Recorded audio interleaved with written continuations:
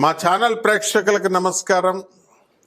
ఓం వసుదేవసుతం దేవం కంసచాణూరమర్దనం దేవకీ పరమానందం కృష్ణం వందే జగద్గురుం. కృష్ణం వందే జగద్గురుం, అర్జునం వందే జగదేక వీరం. 60 సంవత్సరాల వయసు వచ్చేంత వరకు కూడా ద్వాదశ రాసుల్లో ఉన్నటువంటి వాళ్ళందరి జీవితం ఏ విధంగా ఉంటుందో చూద్దాం. అంటే చిన్నప్పుడు పుట్టినప్పటి నుంచి 60 సంవత్సరాల వయసు అని కాదు, మనం 10 సంవత్సరాల నుంచి 70 సంవత్సరాల వరకు అలా మొత్తం మీద మాత్రం ఎక్కువగా ప్రామినెంట్గా మీ జీవితంలో సింహభాగం 60 సంవత్సరాలు ప్రైమ్గా ఎంత బాగుంటుంది అన్నది తెలుసుకుందాం. ఈ జాతకంలో మీ క్యారెక్టర్ ఎలాంటిదో చూద్దాం. ఆ తర్వాత మీకు ఏ లక్షణాలు ఇవన్నీ కూడా క్యారెక్టర్లోకి వస్తాయి. ఇక అదృష్టం ఏ విధంగా ఉంటుంది, అసలు మీరంతా కూడా చదువులు కంటిన్యూ అవుతాయా అవవా, మధ్యలో డిస్కంటిన్యూ అవుతాయా, ఆ తర్వాత కొంతమందికి చూడండి విద్య విఘ్న యోగాలు కలుగుతాయి. అలాగే ప్రేమ వివాహాలు, ఈ మధ్యకాలంలో ఎక్కువగా ప్రేమ వివాహాలు అరేంజ్డ్ మ్యారేజెస్ని సమాధి చేసే స్థితికి తీసుకొచ్చినా కూడా ఇంకా మన యువత చాలా మంచోళ్ళు. వాళ్ళ అమ్మ నాన్న అందరు పెద్దల మాట వింటూ అరేంజ్డ్ మ్యారేజెస్ను కూడా చేసుకునేటటువంటి మహానుభావులు ఉన్నారు. అటువంటి వారికి మీకు అందరికీ కూడా మనువు తరపున మీ అందరికీ కూడా నేను కృతజ్ఞతలు చేసుకుంటున్నాను. ఇకపోతే కోర్టు కేసుల చుట్టూ తిరుగుతూ ఉంటారా, లేకపోతే పోలీస్ స్టేషన్ల చుట్టూ తిరుగుతూ ఉంటారా, మీ చుట్టాలతో మీతో నటిస్తూ వాళ్ళు మీతో కొనసాగుతూ ఉంటారా, లేదా మీ చుట్టాల దగ్గర మీరే నటిస్తూ వాళ్ళని మభ్యపెట్టుకుంటూ మొత్తం ముందుకెళ్తూ ఉంటారా? నటన కదండి, కలియుగం కదా అంతా నటన. అందువలన ఆ కాలంలో పాప అమాయకులైన ఎన్టీ రామారావు గారు, నాగేశ్వరరావు గారు యాక్టింగ్లు చేసేవారు స్క్రీన్ మీద. ఇప్పుడు ఏకంగా ప్రతి ఒక్కళ్ళు కూడా ఎన్టీఆర్ని మించిపోయారు, ఏఎన్ఆర్ని మించిపోయారు. కాబట్టి ఈ యొక్క రాశుల వారికి అందరికీ కూడా మరి అందమైన భార్య వస్తుందా, లేకపోతే దంచే భార్య వస్తుందా, ఇలాంటివన్నీ కూడా మనం ఈ వీడియోలో మనం తెలుసుకుందాం. ఆ తర్వాత ఉద్యోగం చేస్తారా, మీరు వ్యాపారాలు చేస్తారా, లేకపోతే రైతులు అవుతారా, అందులో పెళ్ళిళ్ళు అవుతాయా, అసలు పెళ్ళిళ్ళు అయితే జీవిత భాగస్వామి మనతో పాటు చివరి వరకు ఉంటుందా, లేకపోతే మధ్యలోనే డమాలు అవుతారా అటో ఇటో కానీ, లేకపోతే డైవర్స్ ఇచ్చి పడేస్తారా? ఎందుకంటే పురోహితులను చూడండి, పాపం మాకు అవ్వడం లేదండి వివాహాలు, పంతులంటే ఎవరో పెళ్ళిళ్ళు ఇవ్వట్లేదండి అంటున్నారు.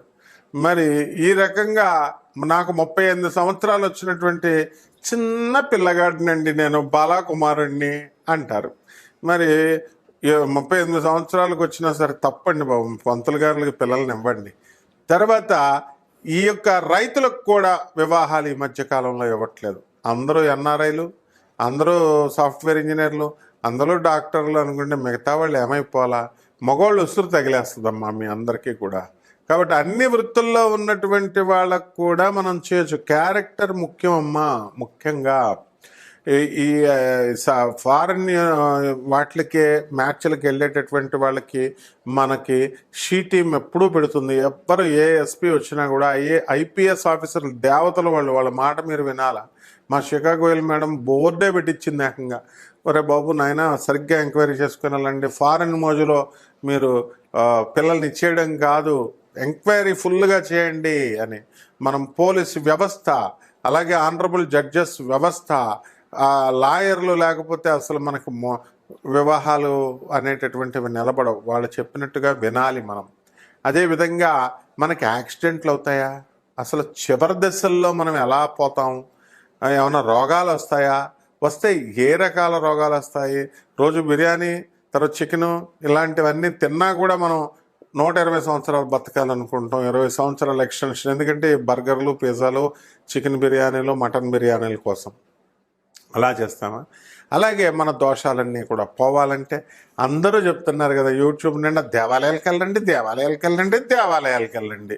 దేవాలయాలకి వెళితే దేవుడికి వేసేది 10 రూపాయలు, ఖర్చు శుభ్రంగా ఫ్లైట్లలో వెళ్ళొస్తున్నారు, ట్రైన్స్లో వెళ్ళొస్తున్నారు. మీరు పేదవాళ్ళకి ఏం చేస్తున్నారు? జుట్టు ఇస్తున్నారు, అంతే, బొచ్చిస్తున్నారు. వెంకటేశ్వర స్వామికి జుట్టు ఏమన్నా మొక్కుకుంటూ బిల్డప్ అనమాట. అబ్బో మేము మొక్కుకున్నామండి, ఏదో వెంకటేశ్వర స్వామికి ఏదో కలిసి వచ్చినట్టు. అలాగే వెంకటేశ్వర స్వామి హుండీలో వేసేది 10 రూపాయలు. ఏమంటే స్వామికి మేము దర్శనం ఇస్తున్నాం, అవి బుకింగ్ చేసుకున్నాం. ఎవరికి కావాలి నీ దర్శనం? అసలు ఆయనకి నువ్వు ఇస్తున్నావు దర్శనం, లేదా దేవుడికి మనం ఇస్తున్నాం, మనం దేవుడి దర్శనం చేసుకుంటున్నాం. ఈ విధమైనటువంటి సంచలనాత్మకమైనటువంటి మన జీవన యానములో జరిగేటటువంటి అన్ని సంఘటనల్ని కూడా మరి మా దత్తు, పార్థు, దీపు, మౌర్య రూపొందించినటువంటి డాక్యుమెంటరీయే ఈ చిన్ని వీడియో. అంటే మనందరికీ కూడా నిజంగా 12 రాశుల వారికి ఎలా ఉంటాయి చూద్దాం. మేషరాశి వారు ఉన్నారనుకోండి, మేకపోతు గాంభీర్యం, అలా అని ధైర్యం లేదని కాదు. వాళ్ళకి ఆర్మీ కమాండర్ ఏం చేస్తాడు, షూట్ అంటాడు, అంతే, పాకిస్తాన్ డబ్ డబ్ డబ్ డబ్ని కాల్ చేస్తాడు. అక్కడ ఉన్నవాడు మనకు రివర్స్లో వేస్తాడా లేకపోతే ఏం చేస్తాడో అన్నది మనం ఏమి చూడం కదా. కాబట్టి బ్రెయిన్తో కంటే కూడా మేషరాశి వాళ్ళు ఎలా ఫైట్ చేస్తారంటే యాక్షన్, వాళ్ళ తల్లిదండ్రులు ఇచ్చేటటువంటి ఇది. ఆ విధంగా ఒక ఎగ్జాంపుల్గా 12 రాశులు మనం తెలుసుకుందాం. ఏ రాశి వారికి ఆ రాశి. కీప్ వాచింగ్ మా వీడియోస్ చూస్తూ ఉండండి, షేర్ చేయండి, లైక్ చేయండి, అండ్ మీరు కామెంట్స్ కూడా చేసుకోవచ్చు. కామెంట్స్ ఆఫ్ అయినా ఏం పర్లేదు బ్రదర్, ఎందుకంటే మీకు భయపడి యూట్యూబ్ వాడు పెట్టే మీ ఎంత అభిమానులు అంటే మాకు ఒకే రోజున 1000 కామెంట్లు పెట్టారు. మీ అందరికీ నమస్కారం నాయన. కాబట్టి వాళ్ళు కామెంట్ బాక్సే బద్దలైపోతుందని చెప్పి మా వాళ్ళు ఆఫ్ చేశారనమాట. కాబట్టి అందరూ కూడా మీరంతా చక్కగా మీరు బాగుపడాలన్నదే నా కోరిక. 12 రాశులకి వారికి విడివిడిగా ఏ రాశి వారికి ఏమన్నా ఈ సంవత్సరం అంతా జాతకం ఎలా ఉందో చెప్పుకుందాం. ఈ మొత్తం 12 రాశుల వారు కూడా మనకి ఫారిన్ ఏమన్నా వెళ్తారా, లేకపోతే భార్యాభర్తలు అందరూ కూడా కోర్టులు, గొడవలు, పోలీస్ స్టేషన్లు అని చెప్పి యుద్ధాలు చేసుకుంటారా, ప్రేమ వ్యవహారాలు ఎలా ఉంటాయి, తల్లిదండ్రులు చెప్పినటువంటి వివాహాలు చేసుకుంటారా, లేకపోతే వివాహాలు చేసుకోరా, అక్రమ సంబంధాలు ఉన్నటువంటి వాళ్ళు ఏం చేయాలి అసలు, ఇవన్నీ మానుకోమని మనం చెప్తున్నా సరే ఇప్పుడు వాళ్ళంతా ఎవరిష్టం వచ్చినట్టు వాళ్ళు కంటిన్యూ చేసుకుంటున్నారు ఉన్నటువంటి వాళ్ళు. అటువంటి ఎప్పుడు కూడా క్షేమకరం కాదు, అవన్నీ వదిలేసుకోవాలా. మరి అలాగే సంతానం దగ్గరికి వచ్చేసరికి సంతాన విషయంలో మరి అనేకమైనటువంటి స్టెప్స్ తిరుగుతున్నారు వీళ్ళు. సంతానం లేకపోవడం వల్ల ఏం చేస్తున్నారు, వేరే ఫెర్టిలిటీ సెంటర్స్ తిరుగుతున్నారు. ఆ ఊర్లో ఆ మందు ఇస్తున్నారని, ఆయుర్వేదం మందు, ఈ మందులో ఇస్తున్నారని చెప్పేసి వాళ్ళు దానికి సర్టిఫికేషన్ లేనటువంటి వైద్యులకి సర్టిఫికేషన్ లేనటువంటి వైద్యాన్ని చేసుకొని మొన్న కరోనా టైంలో ఎక్కువ మంది చనిపోయింది ఫెర్టిలిటీ కోసం. మందులు, ఆకులు, అలములు, మేకల్లాగా అవన్నీ నవిలేటటువంటి వాళ్ళు.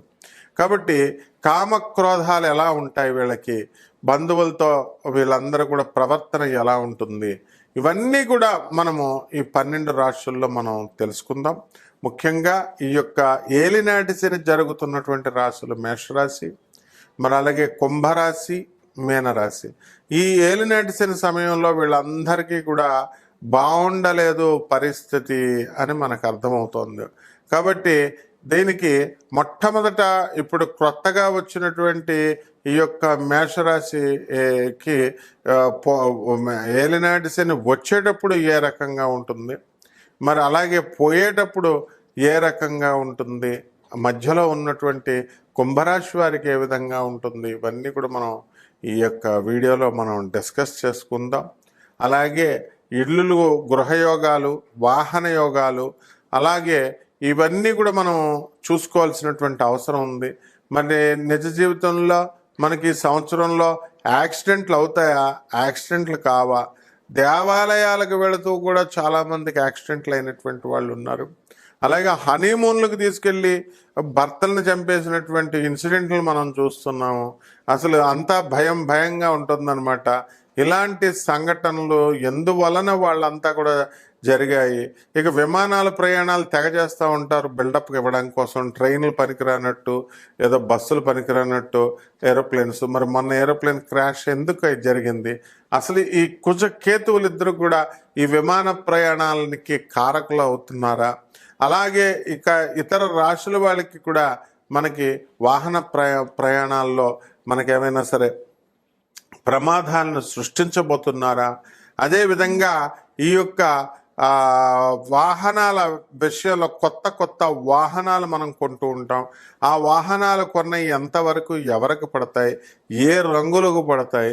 అలాగే వివాహం కానిటువంటి పెళ్లి కాని ప్రసాదులు చాలామంది ఉన్నారు. అటువంటి వాళ్ళకి వివాహాలు అవుతాయా, అసలు అవ్వవా? మరి పెళ్లి కుమార్తెలంతా కూడా గురుమౌఢాలు, ఇలాంటి శుక్రమౌఢాలు ఇవన్నీ కూడా ఉన్నాయి. వీటిల్లో ఈ రాశుల వారికి వివాహాలు అయితే ఎప్పుడు అవుతాయి? ప్రేమ వ్యవహారాల పట్ల యువత ఒకానొక దశలో 20 సంవత్సరాల క్రితం తిరిగింది. దానికి సాచురేషన్ స్టేషన్ తీసుకొచ్చేసారు. ఇప్పుడు ప్రేమ వివాహాలు కూడా పోయినాయి, లివింగ్ ఇన్ రిలేషన్స్ వచ్చేసినాయి. ఏమనంటే సుప్రీంకోర్టు తీర్పిచ్చింది అంటున్నారు. కొంతమంది యువత అయితే హోమోసెక్షువల్స్ అని స్టార్ట్ చేశారు. కొంతమంది ఈ అఘోరి మొన్న మధ్య వచ్చింది వర్షిణి అనే అమ్మాయిలు పెళ్లి చేసుకోవడం మొదలెట్టారు. ఆ విధంగా ట్రాన్స్జెండర్ల అమ్మాయిలను పెళ్లి చేసుకోవడం మొదలుపెట్టారు. ఆ తర్వాత ఈ యొక్క మనకి ఈ వివాహ వ్యవస్థలో ఇప్పుడు అసలు నేను పెళ్లి చేసుకోకుండా బ్యాచులరే ముద్దు, సోలోనే ముద్దు అంటూ సినిమాలు చూసి ప్రభావితం అయ్యేటటువంటి యువత ఈ 12 రాశుల్లో ఈ సంవత్సరంలో చేసేటటువంటి పనులు ఏమిటి, కూలంకుషంగా మనం ఒక్కొక్క రాశికి విడిగా మనం తెలుసుకుందాం. సింహరాశి. ఈ సింహరాశి వారందరూ కూడా వ్యాపార భాగస్వాములు బ్రహ్మాండంగా ఉంటాయి. మరి షాపులు అన్నీ కూడా 60 సంవత్సరాలలో సింహరాశి వారు ఈ యొక్క మార్కెటింగ్ లైన్లో, తర్వాత అడ్మినిస్ట్రేటివ్ లైన్లో చాలా బ్రహ్మాండంగా పైకొస్తారు. సీనియర్ వైస్ ప్రెసిడెంట్ ర్యాంక్కి బ్యాంక్ ఆఫ్ అమెరికా లాంటి జాబులకి మీరు వెళ్ళిపోవడం అనేటటువంటిది జరుగుతుంది. విత్ ఎగ్జాంపుల్ నేను చెప్తున్నాను, పావులూరి మంజుషా అని చెప్పి యుఎస్ఏలో, నార్త్ కరోలినాలో మరి బ్రహ్మాండంగా ఆ స్థాయికి వెళ్ళారు సింహరాశి వాళ్ళు. అదేవిధంగా చాలామంది ఈ యొక్క రాశి వారందరూ కూడా అనుకున్న పనులు అనుకున్నట్టు సాధించుకుంటారు. యాక్సిడెంట్లు అవుతాయా అని అంటే యూరినరీ ప్రాబ్లమ్స్ రావడానికి అవకాశాలు ఉంటాయి.